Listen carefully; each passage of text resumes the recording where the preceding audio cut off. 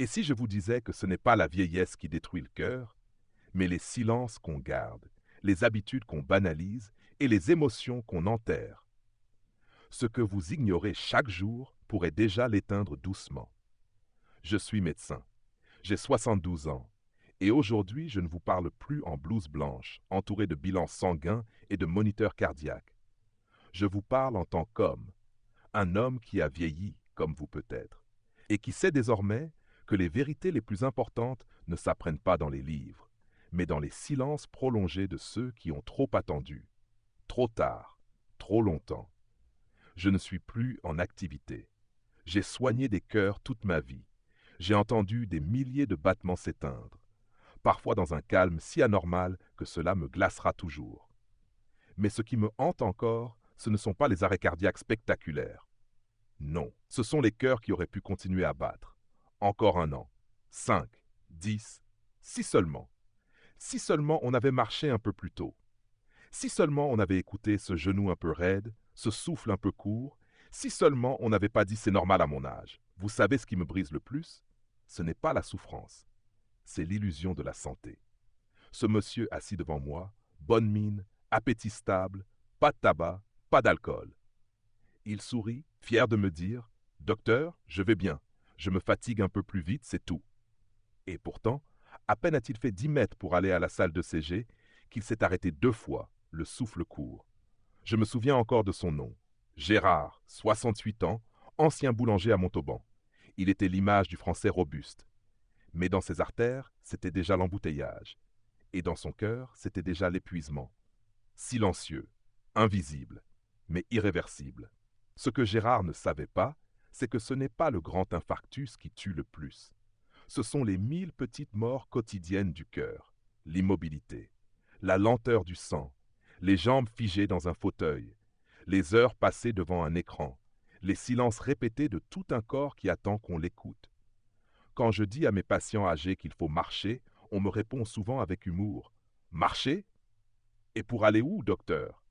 Et je leur réponds toujours la même chose, pour ne pas aller à l'hôpital. Je ne vous demande pas de courir un semi-marathon, ni de vous inscrire à un club de sport.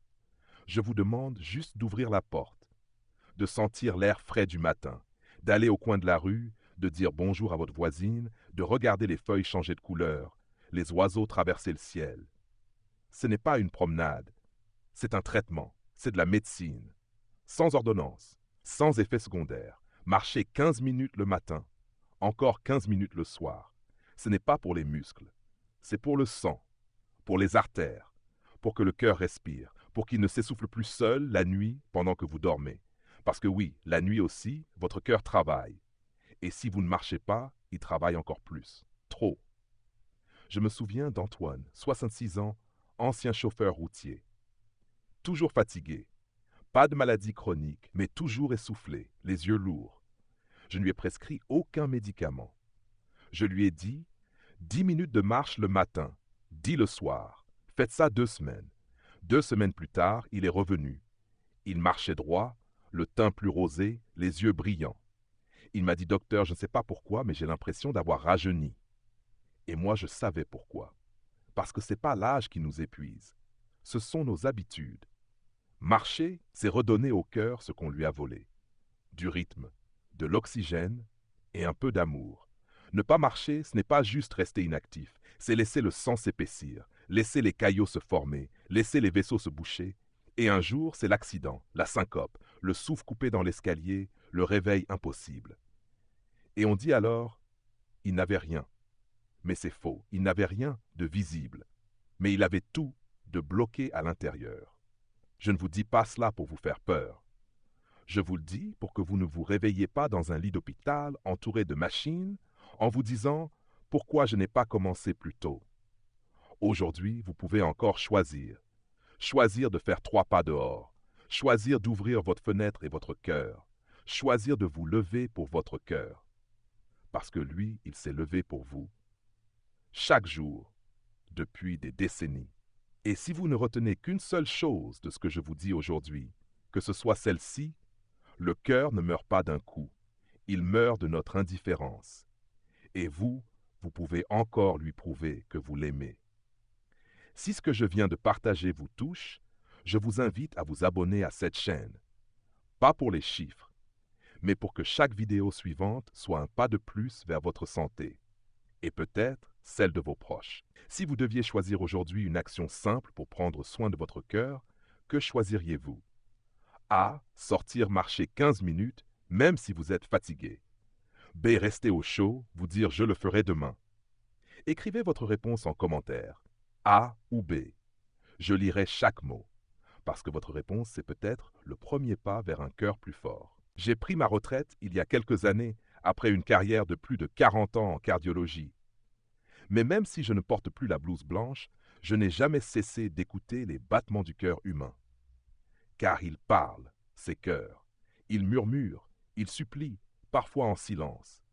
Et souvent, ce ne sont pas les cris du corps qui me préoccupent, mais ce que nous faisons entrer dans notre assiette, jour après jour, avec une insouciance presque fatale. On croit souvent que ce qui fait mal au cœur, ce sont les émotions fortes, le stress ou la vieillesse elle-même. C'est vrai en partie. Mais ce qu'on oublie, c'est que l'un des tueurs les plus silencieux vit dans notre cuisine. Il a le goût de la tradition, le parfum de la simplicité, et se cache dans des aliments que nous consommons chaque jour sans méfiance. Ce tueur, c'est le sel. Et ses complices s'appellent le gras, le sucre caché, les conservateurs, les plats préparés. Ensemble, ils forment un poison lent, une érosion douce du muscle cardiaque. Je me souviens d'une patiente qui m'a bouleversé. Colette, 69 ans, toute menue, presque frêle, les yeux encore vifs. Elle est venue me voir accompagnée de sa petite fille. Elle m'a dit « Docteur, je fais attention. Je ne mange jamais salé. » Je l'ai regardée avec tendresse. Cette phrase, je l'ai entendue 1000 fois. Alors je lui ai simplement demandé « Et que mangez-vous au quotidien ?» Elle m'a répondu en toute honnêteté. Le matin, une soupe de nouilles. À midi, du riz avec quelques cornichons, un œuf dur. Le soir, parfois du jambon sec ou du poisson fumé, c'est plus pratique. Voilà, rien de choquant en apparence, pas de sel ajouté. Et pourtant, chacun de ces aliments est un concentré de sodium caché. Une bombe à retardement pour un cœur déjà fatigué par les années. Ce qu'elle croyait être un repas simple était en fait un piège, pas visible, pas ressenti tout de suite, mais bien réel. Et ce cas n'est pas isolé. Je pense à Louis, 73 ans, ancien professeur. Il n'avait jamais eu de soucis cardiaques. Il faisait attention, disait-il. Mais chaque soir, il mangeait un paquet de nouilles instantanées agrémentées de jambon. Je ne cuisine plus, docteur. Trop de vaisselle, trop de fatigue. 3 mois plus tard, il était aux urgences. Rythme cardiaque désorganisé, tension en montagne russe. Son cœur disait stop. Ce que je veux vous faire comprendre, c'est qu'il ne suffit pas d'avoir une alimentation simple. Il faut qu'elle soit consciente, éveillée, informée. Le plus grand danger, ce n'est pas le pot de sel sur la table. C'est la sauce soja dans la soupe, le cube de bouillon dans le pot au feu, le pain industriel, les céréales dites légères du matin, les plats préparés pleins de conservateurs. Tous ces produits contiennent une quantité de sel parfois équivalente à 2 fois la dose journalière recommandée. Et vous ne le savez même pas. Les recommandations de l'OMS pour les plus de 60 ans sont claires. Pas plus de 5 grammes de sel par jour, soit l'équivalent d'une petite cuillère à café. Vous croyez être en dessous? Une soupe en briques, 2 tranches de jambon, un morceau de fromage, une tartine de beurre salé. Et vous avez déjà dépassé cette limite.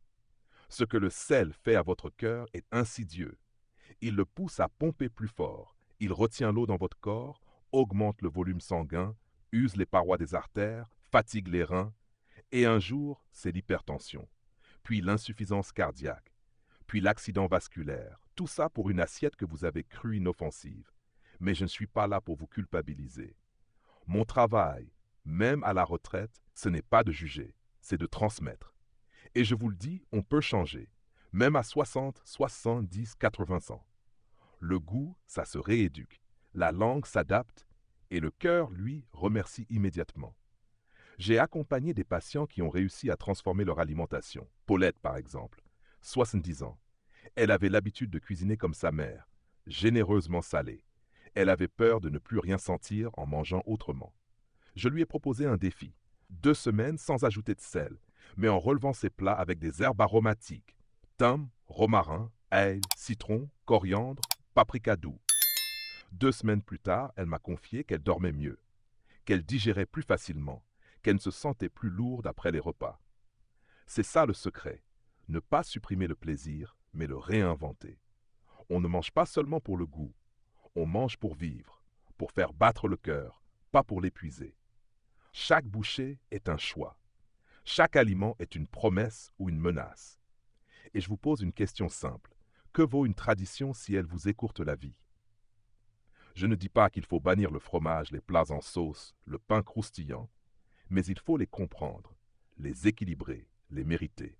Préférez les cuissons vapeur, les plats mijotés sans excès de sauce, les légumes frais, les céréales complètes, les huiles douces. Préférez cuisiner à la maison plutôt que d'acheter du tout fait. Lisez les étiquettes, comparez les taux de sodium.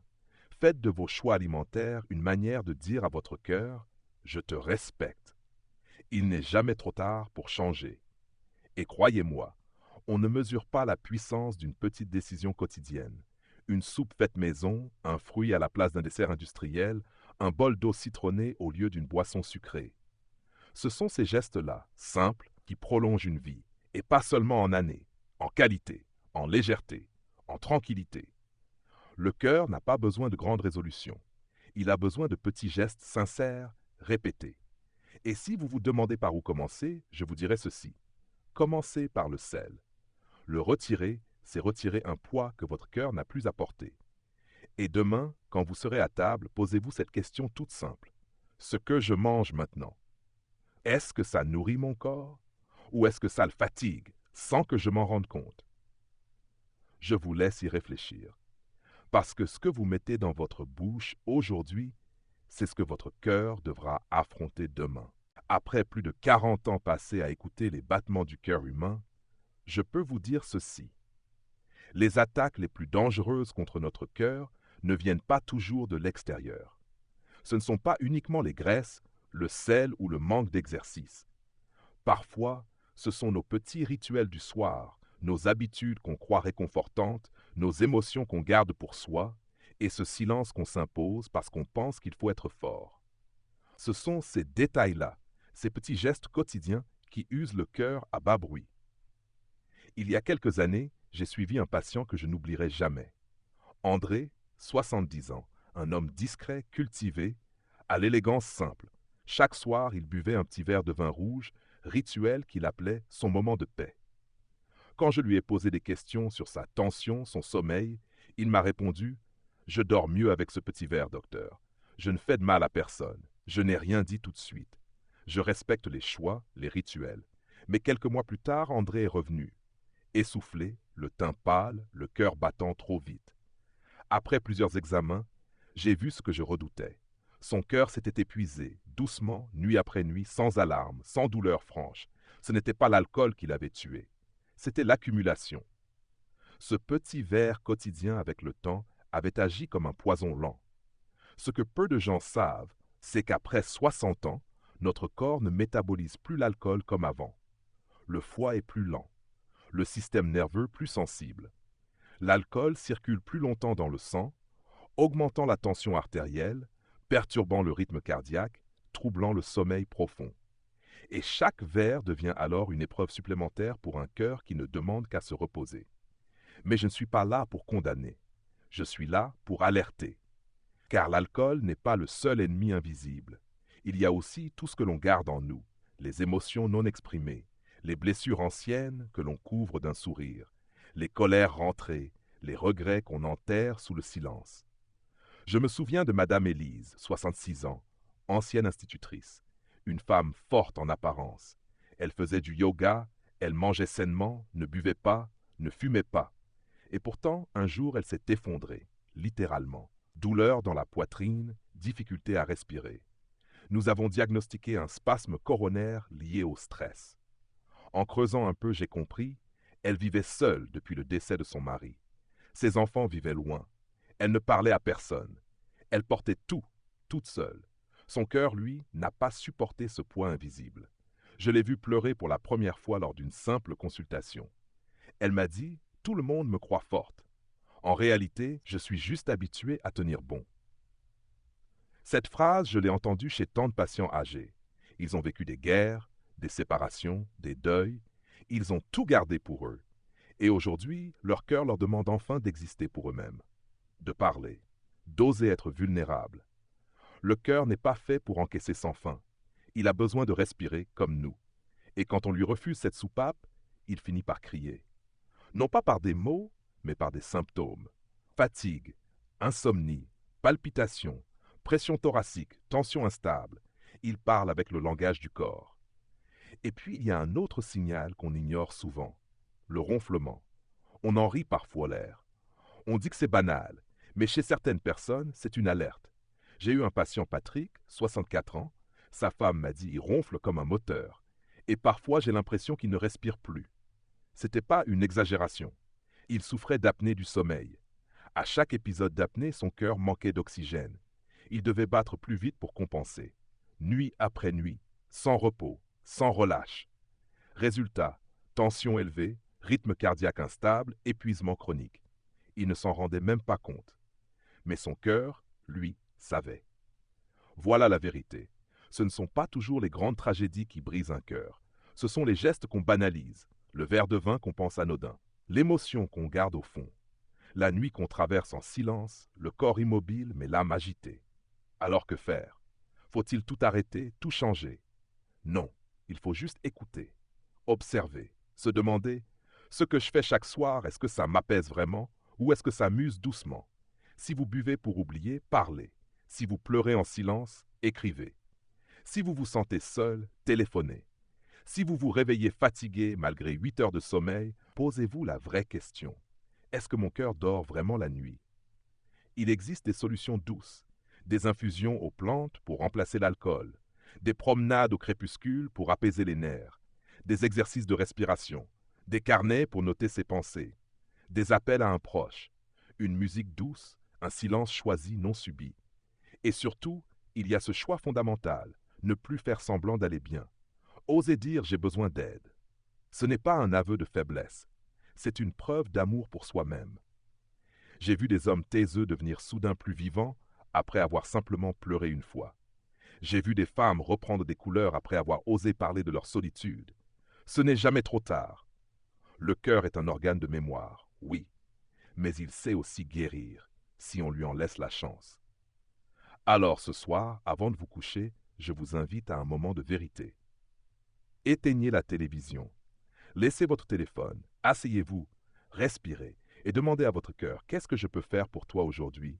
Et écoutez, car il répondra, toujours, même après plus de 40 ans de pratique, même après tant de patients vus, de diagnostics posés, de traitements prescrits, je reste encore aujourd'hui surpris par ce que les gens considèrent comme normal.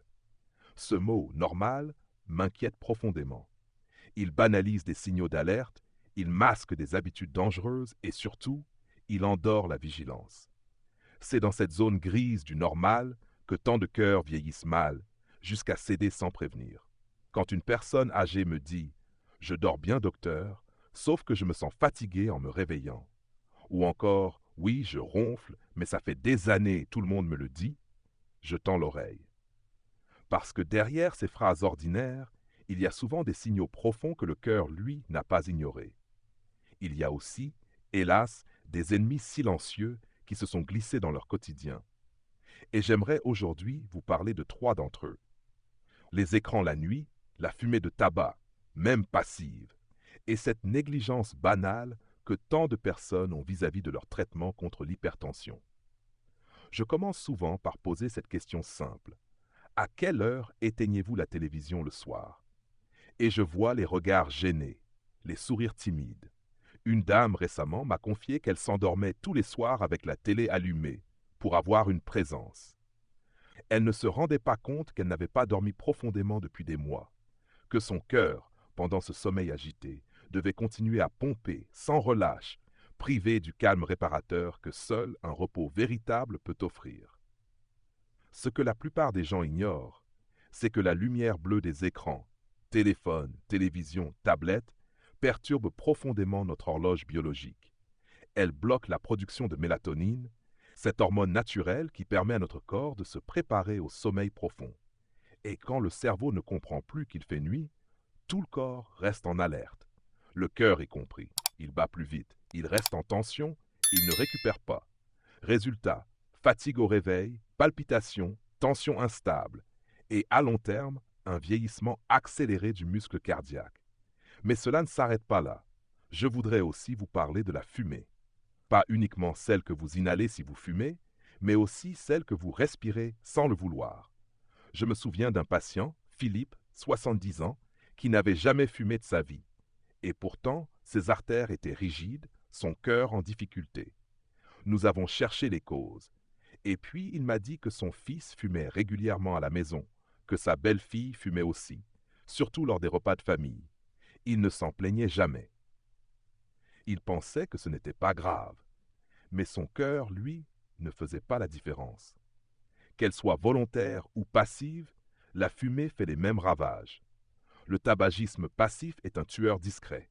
Il encrasse les parois des vaisseaux, il épaissit le sang, il augmente la pression artérielle. Chez une personne âgée, dont les artères sont déjà moins souples, chaque bouffée de fumée est une agression. Et je le dis aujourd'hui avec la plus grande clarté. Ce n'est pas de l'égoïsme de demander à son entourage de ne pas fumer à la maison. Ce n'est pas un caprice. C'est un acte de survie. C'est un droit fondamental au respect du souffle et du cœur.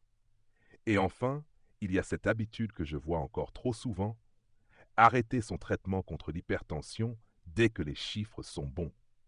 J'ai vu tant de patients me dire avec fierté « Docteur, ma tension est parfaite ces derniers jours. Alors j'ai arrêté les comprimés. » Et je me retiens à chaque fois de leur dire que cette tension parfaite n'était pas due à un miracle, mais justement aux médicaments qu'ils viennent d'abandonner. L'hypertension est appelée le tueur silencieux pour une bonne raison. Elle ne fait pas mal, elle ne se voit pas, et pourtant elle use le cœur, les reins, le cerveau, elle rend les artères cassantes, les parois cérébrales plus fragiles. Et quand la crise arrive, AVC, infarctus, insuffisance cardiaque, il est déjà trop tard. C'est souvent irréversible. Je me souviens d'un homme, Marcel, 72 ans, en pleine forme, sportif, actif, qui avait cessé son traitement sans m'en parler. Il m'avait dit « Je ne veux pas dépendre d'un comprimé toute ma vie ». 2 semaines plus tard, il était hospitalisé pour une hémorragie cérébrale. Il n'avait rien vu venir. Sa tension avait grimpé, sans bruit, sans alerte. Son cœur a tenu le choc, mais pas son cerveau. Je le redis avec gravité, prendre son traitement pour la tension n'est pas un signe de faiblesse.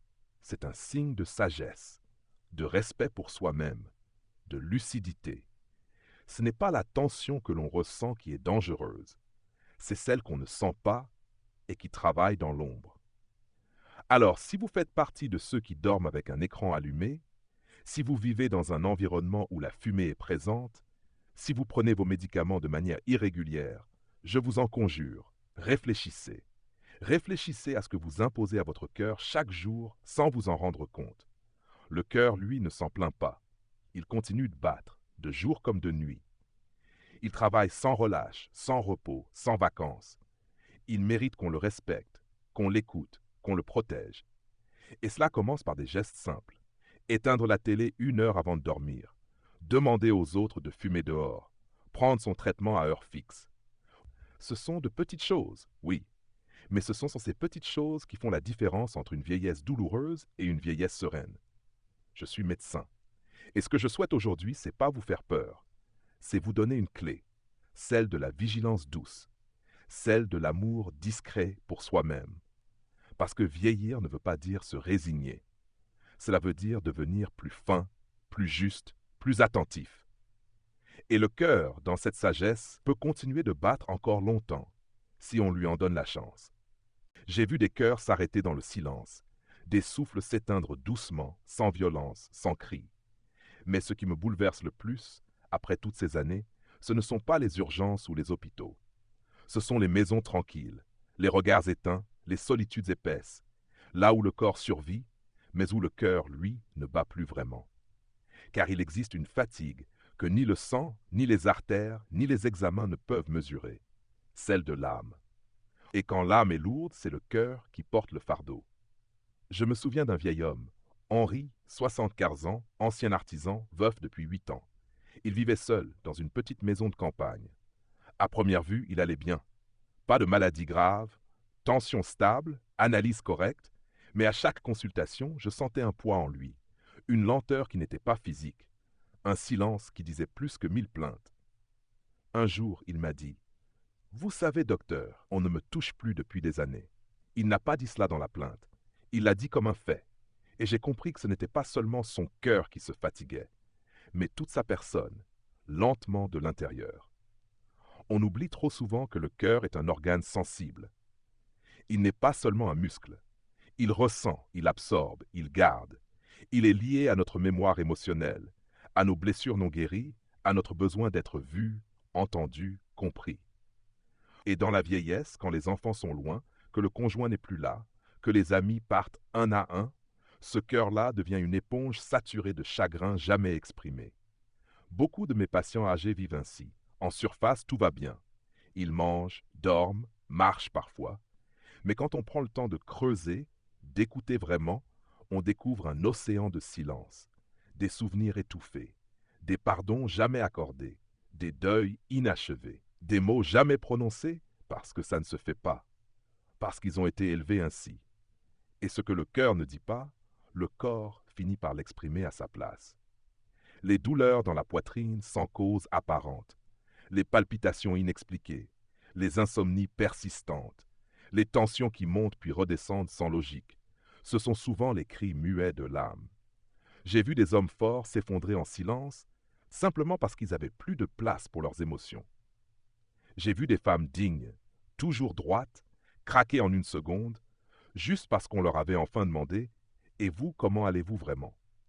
Ce que j'essaie de dire, c'est que le cœur a besoin de légèreté pour continuer à battre. Il a besoin qu'on allège le poids qu'on lui met depuis tant d'années. Il a besoin qu'on lâche, qu'on pleure, qu'on parle, qu'on se confie. Il a besoin d'une respiration qui ne soit pas seulement biologique, mais humaine. J'encourage souvent mes patients à écrire. Pas pour publier, pas pour montrer, mais pour vider. Écrire une lettre qu'on n'envoie pas. Écrire ce qu'on n'a jamais osé dire. Écrire à ceux qu'on a perdus, à ceux qu'on aime encore, à soi-même. Parfois, une simple page peut faire baisser la tension mieux qu'un médicament. Je les encourage aussi à reprendre un lien, même discret, même fragile. Passer un coup de fil, envoyer une carte, rejoindre un atelier, une activité. Pas pour s'occuper, mais pour exister de nouveau dans les yeux d'un autre. La solitude tue lentement. Elle grignote l'estime de soi. Elle rend les gestes lourds, les nuits longues, les matins vides. Et dans ce désert émotionnel, le cœur se fige. Mais ce n'est pas une fatalité.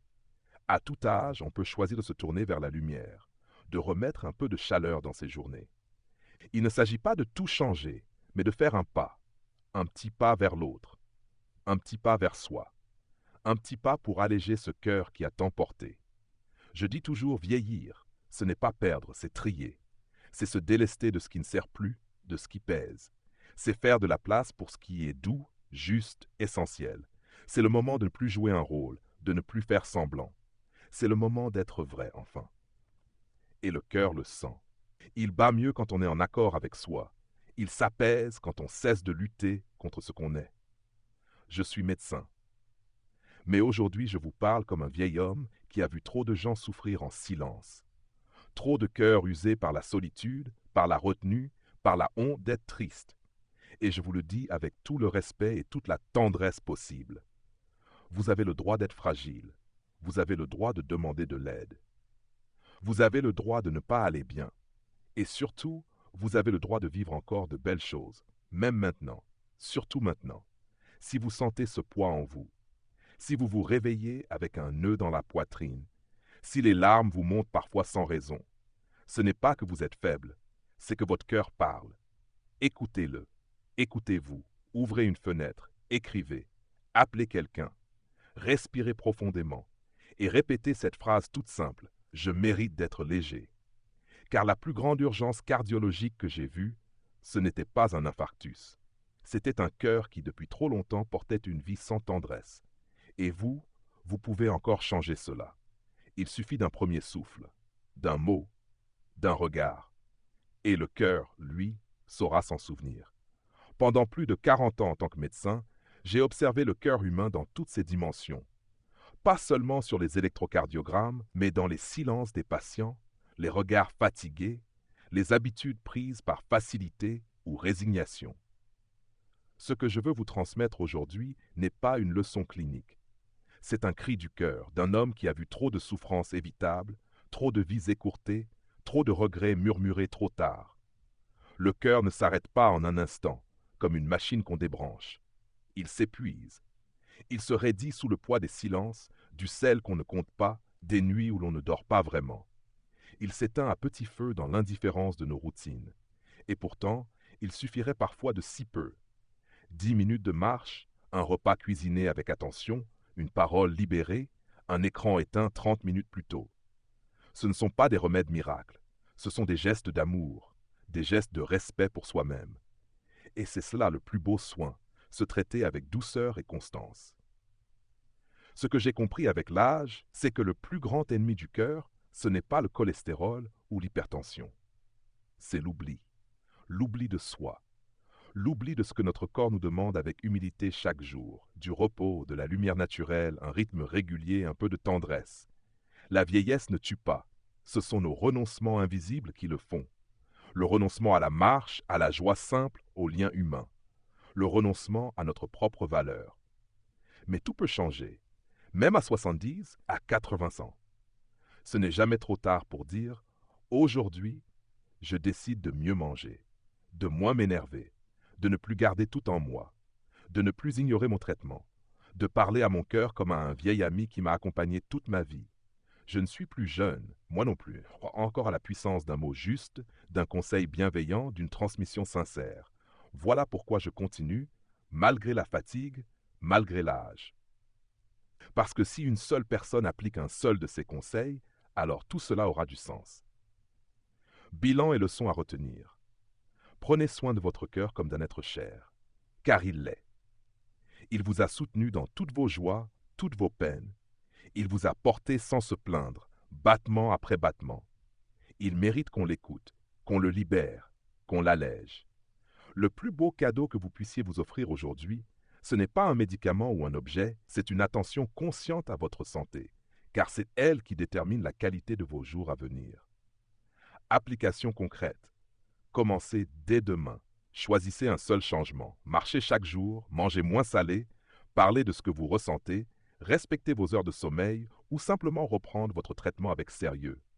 Tenez ce geste pendant une semaine, puis 2, puis 1 mois, et observez comment, doucement, votre cœur vous dit merci. Petite question de fin. Et vous, quel petit geste pourriez-vous commencer dès aujourd'hui pour faire du bien à votre cœur? A. Marchez 15 minutes chaque jour. B. Parlez de vos émotions à quelqu'un de confiance. Merci de bien vouloir écrire votre réponse en commentaire. A ou B. Cela permettra à d'autres de lire, de réfléchir et de s'inspirer de vos choix. Si ce message vous a touché, je vous invite à vous abonner à cette chaîne, à activer la cloche de notification et si vous le souhaitez, à faire un petit don, même symbolique, pour soutenir ce travail. Je suis un vieux médecin, mais j'ai encore l'envie de transmettre. Vos encouragements, vos abonnements, vos messages, vos dons sont ce qui me donne l'élan de continuer à partager ce savoir précieux avec vous. Merci de tout cœur.